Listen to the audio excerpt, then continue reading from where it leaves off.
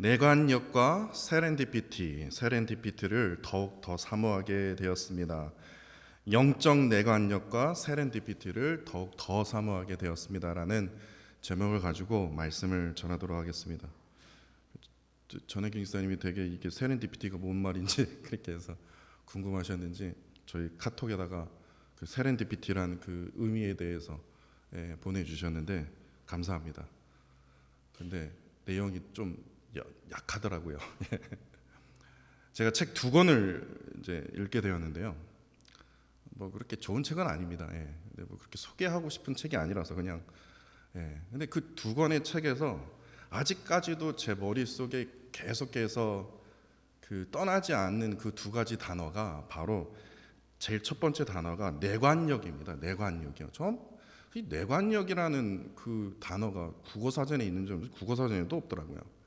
근데 이거 뇌관력은요, 말 그대로 안과 속을 들여다볼 수 있는 힘입니다. 그 속을, 그 안을요, 그냥 들여다볼 수 있는 힘이에요. 대표적으로 이 뇌관력을 가지신 분들이 예로 한의사입니다. 한의사요. 한의사들은요, 엑스레이를 보지 않습니다. 뭐를 봅니까? 진맥으로 판단하지 않습니까? 근데 옛날에 그 조선시대 때인가요? 그때 한의사들은 실로 왕들의 그 손목을 묶인 채 실을 이렇게 해갖고 실에 그 떨리는 그 미세한 어떻게 느껴지나 할 정도로요. 그걸로 진맥을 딱 몸 상태를 확인하지 않습니까? 다시 말해서 한의사들은 우리는 이것을 작은 단서라고 얘기하지만 한의사들은요 이것은 큰 단서라고 얘기해요. 우리는 정말 말도 안 되는 것을 가지고도 한의사들은 어떻게 해요? 안과 속을요 확실하게 들여다볼 수 있는 힘을 바로 뇌관력이라고 합니다. 그런 힘이 있구나. 책을 보면서 알게 되었어요. 그랬더니요 그 책의 저자가 이렇게 얘기를 해요. 뇌관력을 어떻게 기를 수 있을까? 너무 궁금하지 않습니까? 한의사만 해결되는 거 아니야? 뇌관력을 기를 수 있는 것은요 그분이 말하기를 한 가지를 깊게 집중하면 공부할 때 가질 수 있다라는 거예요. 그렇지 않는가? 그러면서 이분이 하는 얘기가 한국사를 깊게 들여다보든 수학을 깊게 들여다보든 기타를 치면서 악기를 깊게 들여다보든 그림을 깊게 들여다보든 뭔가 깊게 집중하게 되면요 뇌관력은 무슨 특별한 능력을 가지고 특별한 두뇌를 가진 자만이 가질 수 있는 어떤 그런 뇌관력의 힘이 아니라 누구나 자신이 관심 있는 그 한 가지를 가지고 깊게 집중할 때는요 그 공부하는 훈련을 통해서만이 뭐합니까? 이 뇌관력을 가질 수 있다라는 거예요. 그 한 가지요.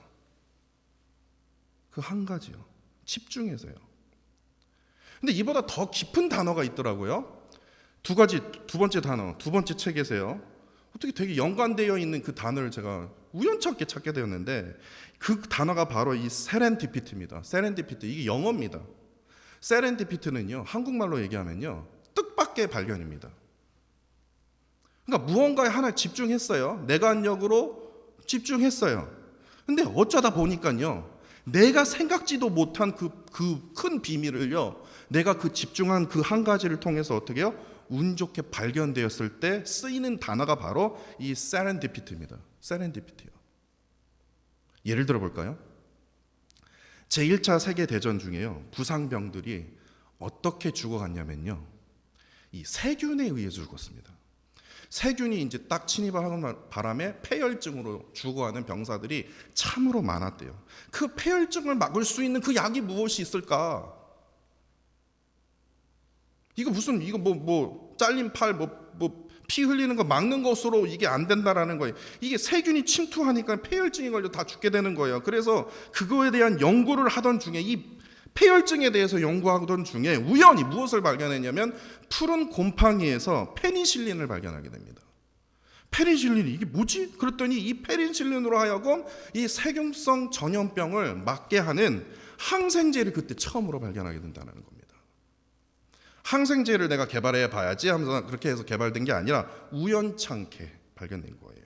근데 아스피린도 똑같더라고요. 아스피린도요 이 페니실린과 같이 오래전부터 이상하게 조상들이 이 버드나무 껍질즙을 이렇게 먹이는 거예요. 버드나무 껍질이 뭐가 효능이 있길래 이게 즙을 먹이지? 열 있는 사람이요, 이 버드나무 즙을 먹으면요 열이 내려가는 거예요. 이게 뭐지? 그래서 그 나무에 아주 엄청난 집중을 하다 보니까, 그리고 그 연구, 화학적인 연구 끝에 결국에 해열 진통제인 이 아스피린 약이 거기서 개발이 된 거예요. 뿐만 아니라 다이나마이트를 개발하게 된 것도, 우리가 지금 흔히 쓰는, 우리 막내가 제일 좋아하는 거 있는데, 이 포스트잇 아시죠?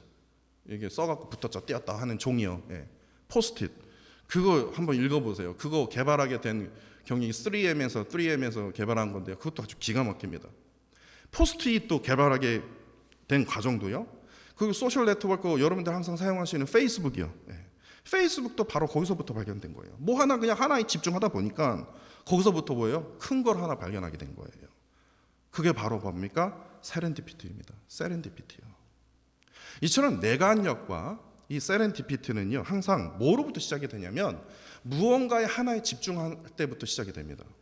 그냥 하나에 그냥 생각만 계속 하고 있는 게 아니라 진짜 그야말로 꾸준하게 그거에 대해서, 그 문제에 대해서 집중하게 될 때 결국에는요 언젠가 그 능력은 발휘하게 되는 게 바로 내관력과 세렌디피티의 공통점입니다. 제가 그 두 가지 단어를 오늘 본문 말씀을 묵상하면서 갑자기 떠올랐는데요, 오늘 본문은 요셉뿐만 아니라 성경의 수많은 믿음의 선조들이요 가진 하나의 공통점이 무엇인 줄 아십니까? 이들은 하나같이 무엇에 집중했냐면요, 무엇에 계속 집중했냐면요, 바로 하나님께서 허락하신 약속의 말씀이요.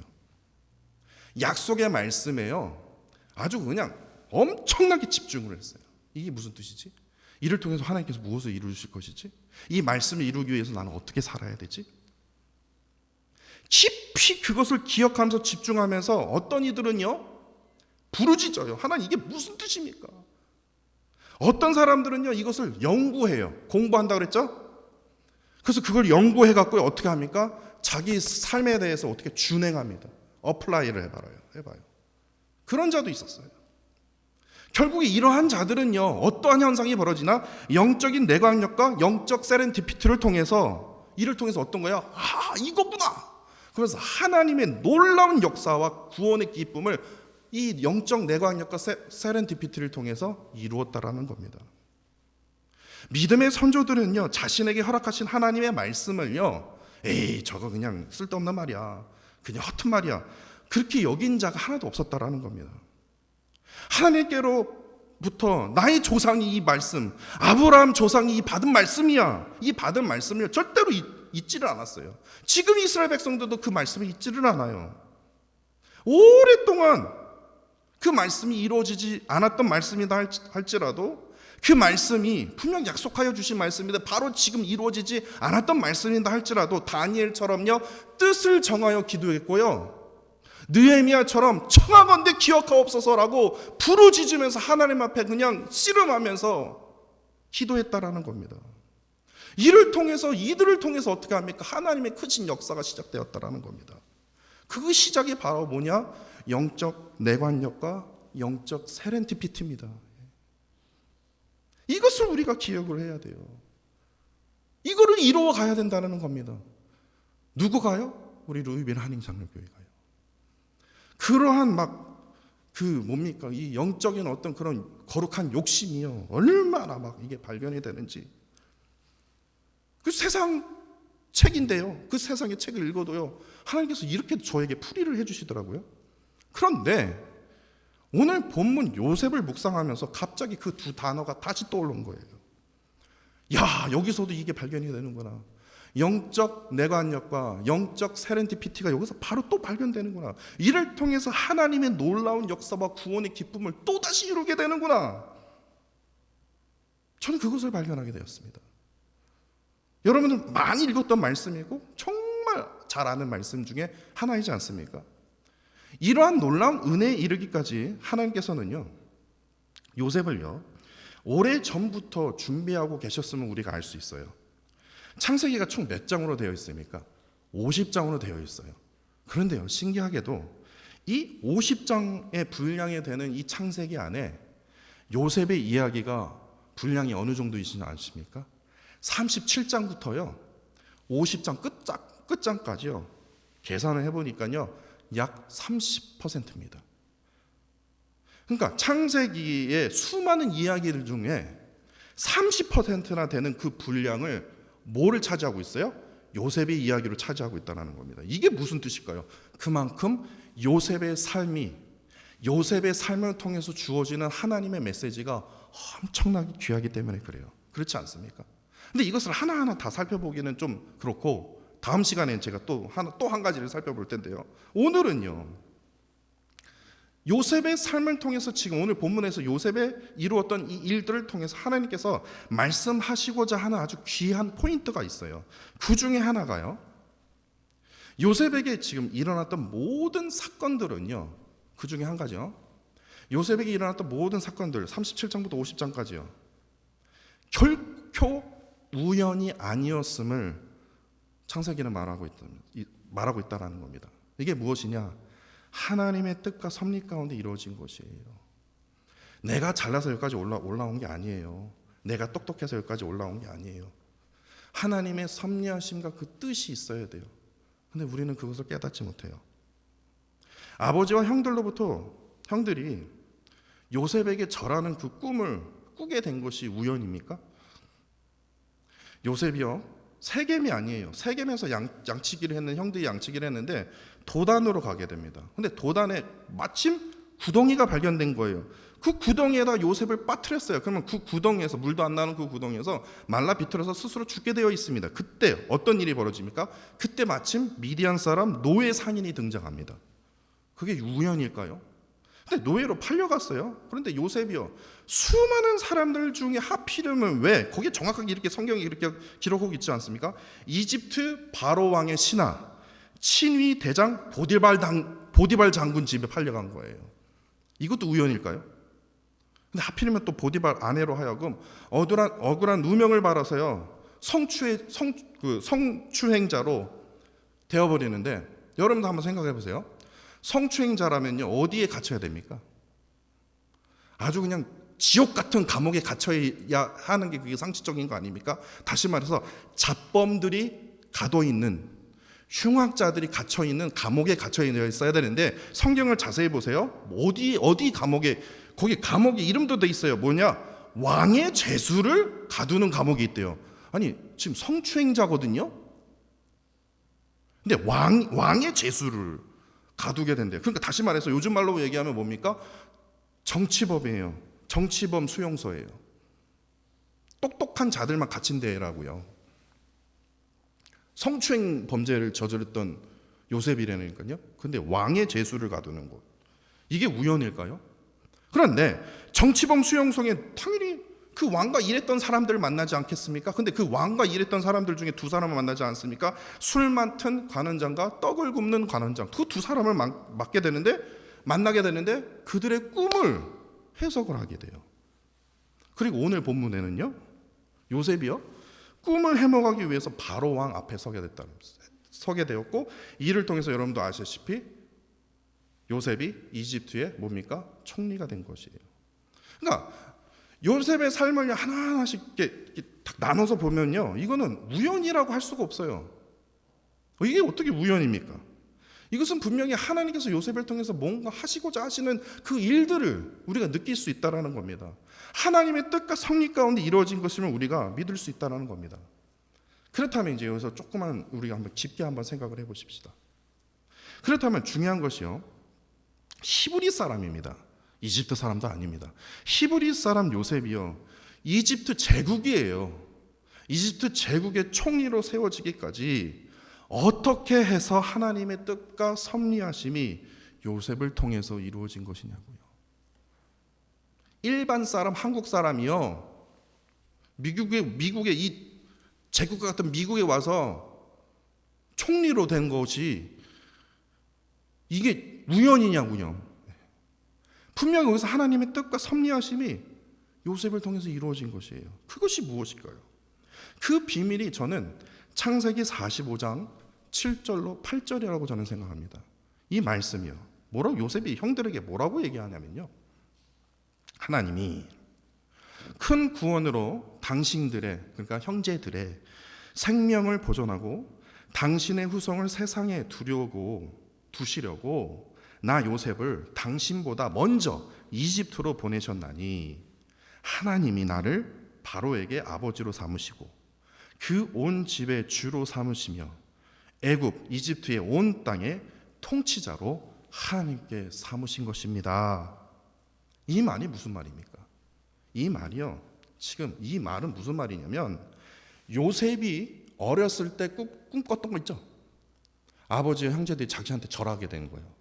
지금 그 꿈의 해몽을 지금 얘기하는 거예요. 저는 그때 그게 꿈꾸는 게 몰랐어요. 요셉은 몰랐어요. 근데 나중에 알고 보니까 그 꿈이 그 꿈이었구나. 하나님께서 형들을 살리시기 위해서 나를 먼저 이집트로 보내시기 위해서 그 꿈을 나에게 허락하셨구나. 지금 어릴 때 꿈이요. 형들과 야곱이 열받아갖고 저놈이 저 뭔 소리를 하는 거야 했던 그 꿈이요. 그 꿈의 해몽을 지금 말하고 있지 않습니까? 다시 말해서 요셉은요, 자기가 어렸을 때 그 꿈에 대한 그 꿈의 해몽, 그것을 깨달은 것이에요. 왜 하나님께서 왜 주셨지? 근데 깨닫게 된 거예요. 그 꿈이 어디에 기록이 되어 있냐면요, 창세기 37장에 보시면요, 요셉이 아버지와 형제들이 자신에게 절하는 꿈을, 이게 어이없는 꿈을 딱 접하게 되자 요셉이요, 그 어린 나이에 이걸 어떻게 내가 이걸 어색해야 되고 해석해야 되고 이해해야 되지? 그래서 답답한 마음에 형들에게, 아버지에게 자신의 꿈을 얘기한 거예요. 얘기하지 말아야 되는데 아니 뭐 말해도 상관없지만요, 말해봤자 뭐 소용이 없는데. 그래서 어떻게 됩니까? 아까 말씀드렸듯이 아버지 야곱과 뭡니까? 형제들이요, 아주 그냥 열이 받은 거예요. 저거 뭔 소리 하는 거야 저거. 그럼에도 요셉은요, 이거 개꿈이야, 그게 아니라 하나님께서 나에게 주신 꿈이야. 나도 알아, 이게 참 어이없는 꿈인 거.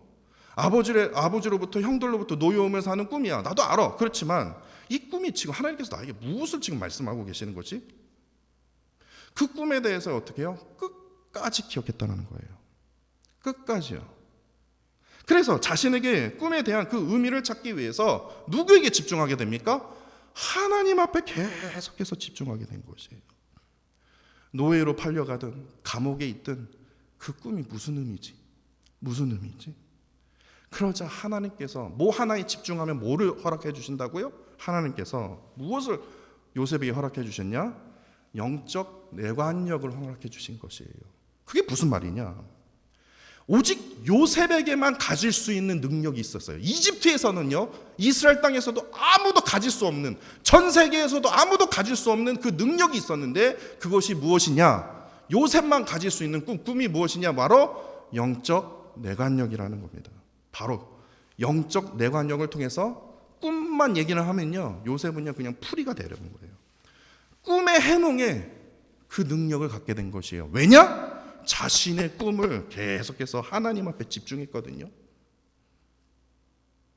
부르짖었을 때도 있을 거고 연구도 했을 거고 계속해서 하나님의 말씀 앞에, 그 꿈에 대한 말씀 앞에 계속해서 집중했거든요. 그랬더니 하나님께서요, 그에게 영적 내관력으로 보게 되는 꿈의 해몽의 능력을 행하신 것이에요. 결국 요셉이요 가졌던 이 영적 내관력을 통해서 바로 왕의 꿈을 해몽하는 그 일까지 일어나게 되는데, 하나님께서는요 이 바로 왕을 통해서 이집트, 이건 말도 안 되는 일이에요. 히브리 사람 요셉을요 이집트의 제국의 통치자로 삼으셨다라는 겁니다. 이 꿈은요, 아까 말씀드렸듯이 그냥 하루아침에 그냥 늘어나는 능력이 아니에요. 그냥 딱 자다 일어나니까, 야 요셉아, 바로가 너 찾을 거다, 이렇게 해석해라. 성경에 어디 있습니까? 그냥 하루아침에 하나님께서 그냥 딱 해서 딱 해, 그렇게 한 게 아니라니까요.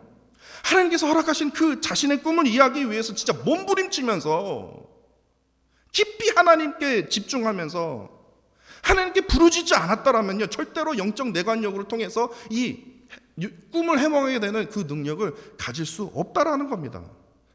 그렇다면 여기서 조금만 더 깊게 들어가자고요. 좀 더 깊게 들어가서 오늘 본문의 요셉이 이제 영적 내관력으로 뭡니까? 바로 왕의 그 꿈을 아주 구체적으로 해석하지 않습니까? 근데 이것이 어떻게 가능할 수 있습니까? 어떻게 해석을 했을까요? 우리가 여기서 아주 가장 많이 놓치게 되는 부분이 바로 무엇이냐면 바로 왕의 꿈에 대한 내용입니다.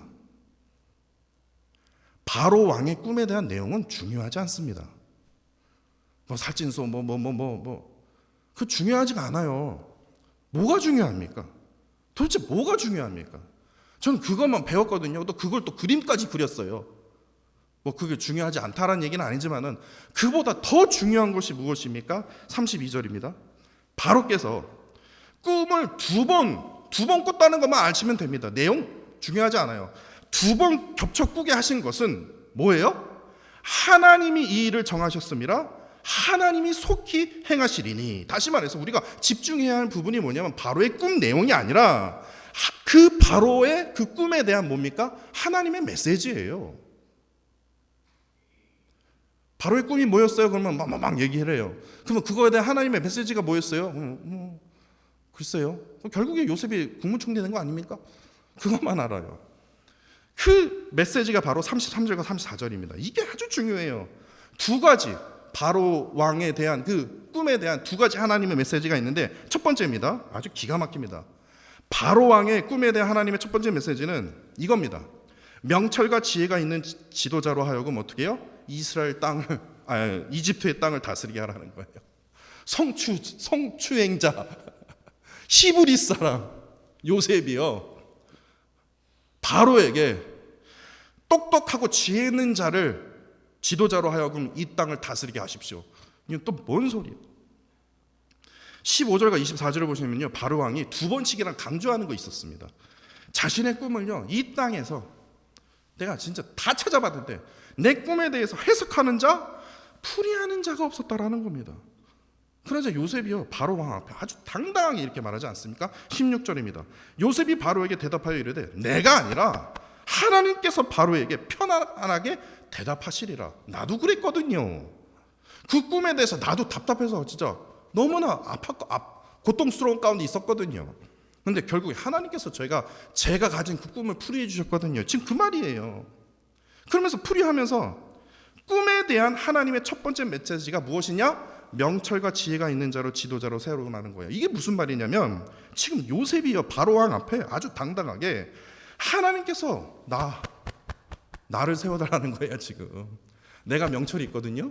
왜냐? 지금 바로 왕이 말하지 않았습니까? 어느 누구도 해석하지 못하고 풀이하는 자가 없다고. 근데 저는 할 수 있거든요. 제가 그만큼 명철이 있고 지혜 있는 자거든요. 이를 통해서 이집트를 다스리게 해주십시오. 지금 이것을요, 간접적으로 지금 표현하고 있다라는 겁니다. 그러니까 바로가 생각해서 국무총리 세운 게 아니라 요셉이 직접 말한 거예요. 나 세워라. 내가 그만큼 능력이 있다. 이건 하나님께서 행하시는 일이기 때문에 내가 하나님의 그 지혜를 가지고 내가 이거 풀이해 주겠다. 나 명철 있는 자, 지혜 있는 자니까 나를 세우라는 거예요. 당당하게 말합니다. 상식적으로 본다면요, 아까 말씀드렸듯이 요셉은요, 성추행범이에요. 누명을 받아서 지금 감옥에 수감된 그야말로 이집트 사람도 아니고 히브리 사람입니다. 히브리 청년이에요. 어린 자예요. 꿈을 아무리 잘 풀이한다 할지라도 이러한 자를 어떻게 이집트 대국, 그것도 대국입니다. 제국입니다. 어떻게 그 제국의 권력을 맡길 수 있겠습니까? 예를 들어서 삼성 회사가 있는데 큰 어려움에 닥친 거예요. 그러자 꿈을 아주 잘 풀이하는 점쟁이와 같은 어떤 그냥 결혼도 하지 않았던 그냥 청년 한 사람이 다다단 나오더니 큰 도움을 주었어요. 삼성에게요. 그렇다고 해서 삼성이요, 모든 경영을 제가 다 맡기겠습니다. 그러면서 그 경영권을 다 내밀어 놓은 어떤 그런 이야기가 있습니까? 그런 역사가 있습니까? 그러나 요셉은요, 아주 당당하게요, 하나님께서 7년의 풍년과 뭡니까? 7년의 흉년을 정하셨고 행하실 것이기에 그 왕의 꿈을 해석하고 풀이한 자, 다시 말해서 그만큼 나는 명철과 지혜가 있는 자로 하여금 이집트를 다스리게 하라는 거예요. 이것이 바로 왕, 지금 당신이 꾸었던 그 꿈에 대한 첫 번째 하나님의 메시지입니다. 그러면서 이어서요, 이제 34절입니다. 34절을 보세요. 요셉은 두 번째로요, 바로 왕의 꿈에 대한 하나님의 메시지를 더 구체적으로 전합니다. 이게 저에게는 되게 놀라운 어떤 발견이었습니다. 그것이 뭐냐면 풍년이 드는 7년 동안요, 지금 막 7년 동안은 먹을 게 넘쳐나는 거예요. 그때 낭비하지 말고 이 추수한 곡식의 몇 분의 몇이요?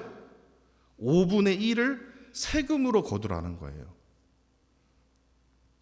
5분의 1의 아이디어는 어디서 나타났을까요? 다시 말해서 20%에 30%도 아닙니다. 10%도 아닙니다. 15%도 아닙니다. 1%도 아닙니다. 20%의 세금을 거두어야 된다는 거. 그 아이디어는 어디서 나올까요? 전 수학을 공부하는 자로서 20%의 아이디어가 어디서 나타났지? 궁금하지 않습니까? 하나님께서 그냥 꿈속에서 야, 너 20%다. 계속해서 20%다.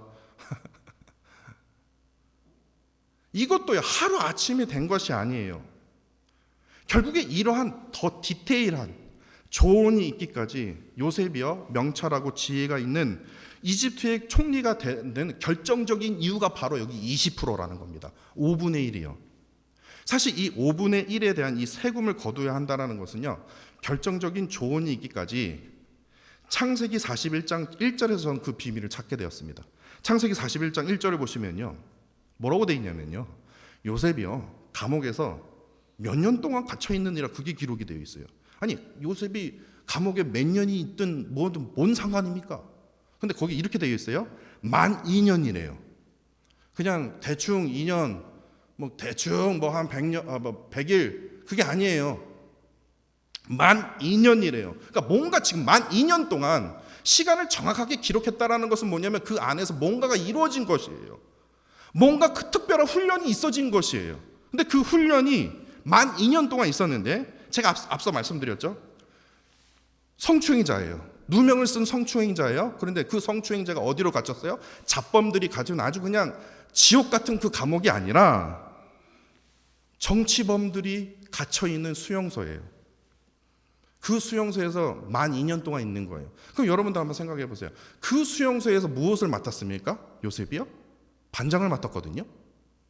그러면 그 안에 들어온 모든 정치범 수용소로부터 하여금 무엇을 들었겠습니까? 무엇을 들었겠습니까? 거기서 이게 나온 거예요. 뭐냐? 영적 내관력으로요, 자신의 꿈을 계속 기억하면서 하나님께서 왜 나에게 이런 꿈을 주셨겠지? 아, 이 꿈에 대한 의미가 무엇이지? 만 2년 동안 계속해서 집중하고 있는데요, 하나님께서 요셉에게 뜻밖의 발견, 다시 말해서 세렌디피티를 지금 여기서 경험하게 하신 것이에요. 그게 무엇이냐?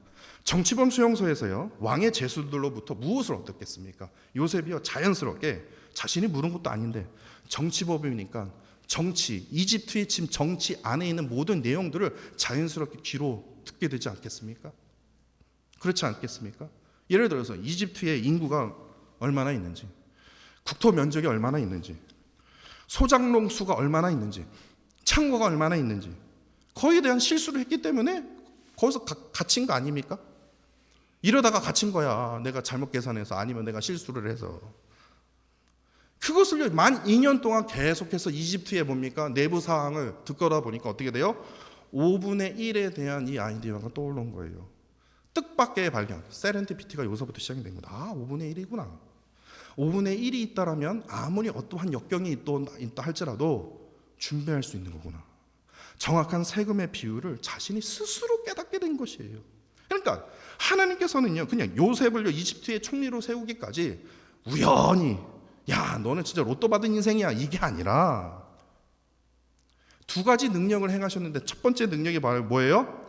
영적 내관력으로 하여금 요셉만이, 오직 요셉만이 가지고 있을 수 있는 뭐예요? 꿈의 해몽이요.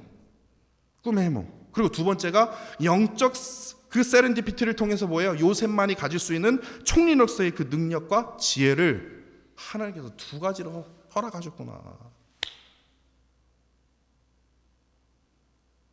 이거 저만 심장이 떨립니까? 저는요, 아주 그냥 무릎을 얼마나 쳤는지 몰라요. 아, 하나님이 이거를 허락하셨구나. 이를 통해서 요셉이 명철 있고 지혜 있는 자가 될 수 있었구나. 만 2년 동안요, 감옥에서 그는 배웠다라는 거예요. 뜻밖의 발견, 5분의 1의 그 비밀을 발견할 수 있다라는 겁니다. 이를 통해서 어떻게 돼요? 하나님의 놀라운 역사와 구원의 기쁨을 이룰 수 있었다라는 거예요. 그렇기 때문에 바로 왕이 봐도 할 말이 없을 정도로 그가 명철 있는 자, 지혜 있는 자를 알 수 있는 것이에요. 그래서 어떻게 해요? 네 말대로 내가 해주마. 총리로 세워주마. 지도자로 세워주마. 네 마음대로 해봐라. 히브리 사람이요? 히브리 사람도 그 전에 잘 나갔던 사람이 아니라 성추행범자로 지금 누명에 쌓여서 지금 갇혀 있는 자를요. 특별히 오늘 본문 말씀을 통해서 오늘 설교의 제목처럼요, 요셉에게 허락하셨던 영적 내관력과 영적 이 세렌디피티를 저 스스로 더 사모하게 되었어요. 왜 사모하게 되었냐? 여러분들 그 20분 공동체 성경 읽기 운동하면서 그거 안 느끼셨습니까? 엘리사가요, 엘리야에게요, 뭘 원하냐 그랬더니 갑절의 능력이래요. 쟤는 뭐 또 나보다 더 잘나게 살려기 위해서 갑절의 능력을 달라는 건가? 왜 갑절의 능력을 구했을까요? 북이스라엘에서요, 이 갑절의 능력이 없으면요 살기 힘들어요. 엘리야도 엄청난 능력을 나타냈는데요, 이세벨이 죽인다 하는 그 말함에 이사야가 어떻게 했습니까? 하나님 나 죽여달라요. 저 죽여주세요.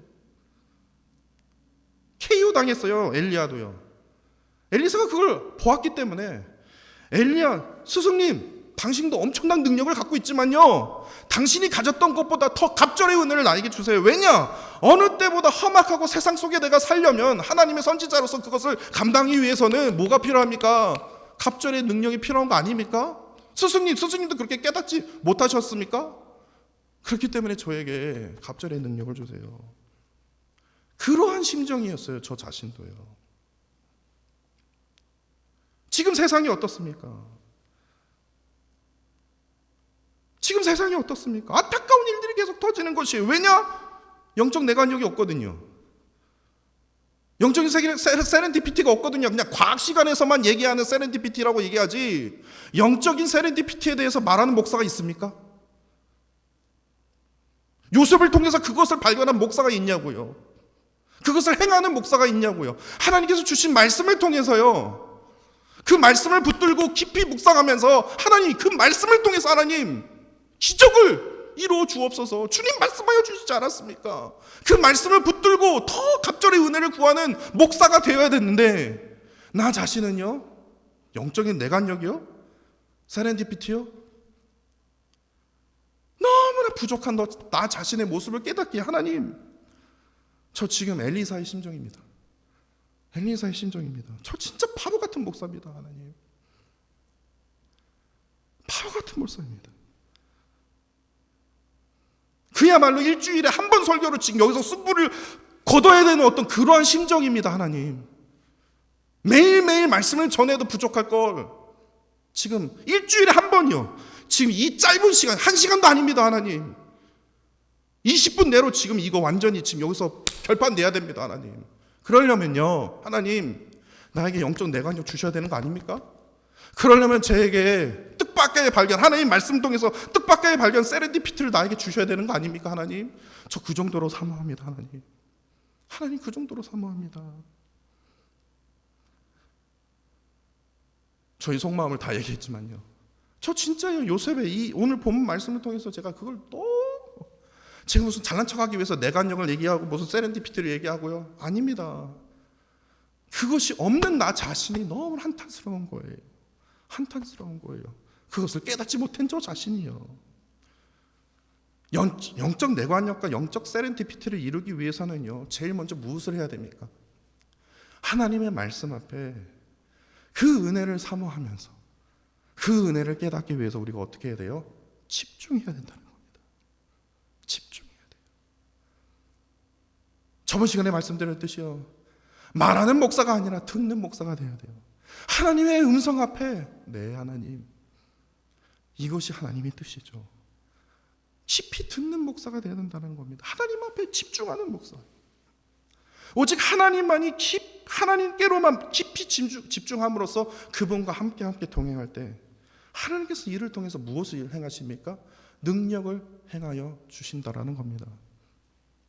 하루 공동체 성경 읽기 운동을 통해서 성경은 여러 번 읽게 되겠죠.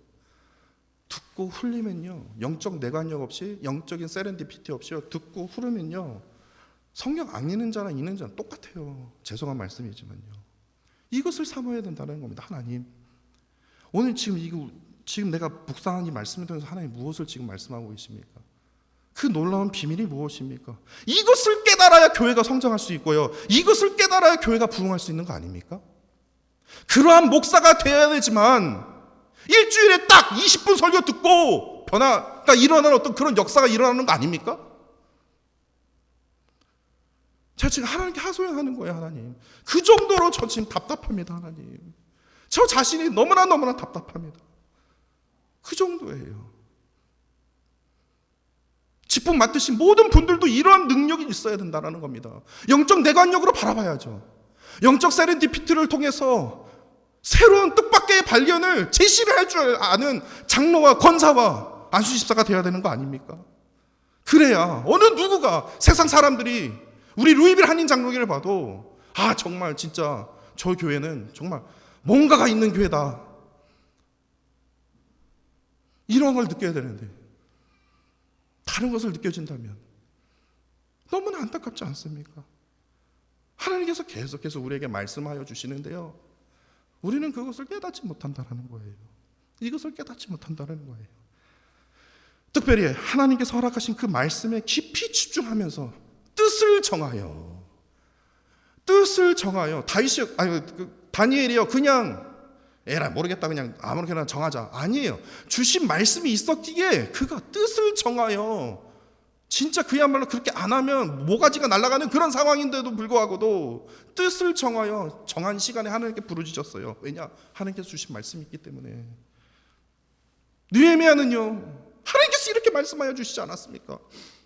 근데 왜 이스라엘이 임원이 이 꼴입니까? 하나님, 청하건대 주님께서 하신 말씀을 기억하여 주옵소서. 부르짖었다라는 겁니다. 집중했다라는 거예요. 이것이 우리의 모습이 되어야 되지 않습니까? 이를 통해서 영적 내관력과 영적 세렌디피티를 이루어줄 수 있는 거 아닙니까? 우리는 부르짖어야 됩니다. 2023년 교회 표어는 저는 이렇게 정했습니다. 제가 정한 게 아닙니다.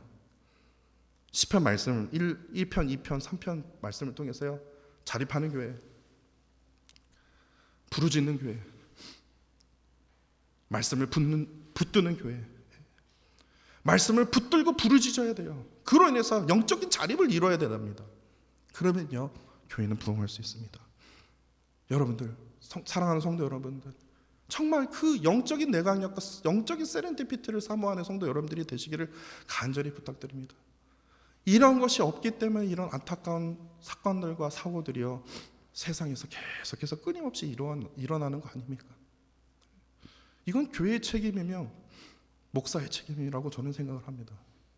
이런 안타까운 현상들이 일어나지 않도록 우리가 하나님의 말씀 앞에 이르면 이를수록 더 집중해야 된다는 겁니다. 하나님, 우리를 불쌍히 여겨 주옵소서. 이를 통해서 하나님, 회복의 은혜를 하나님 더하여 주옵소서.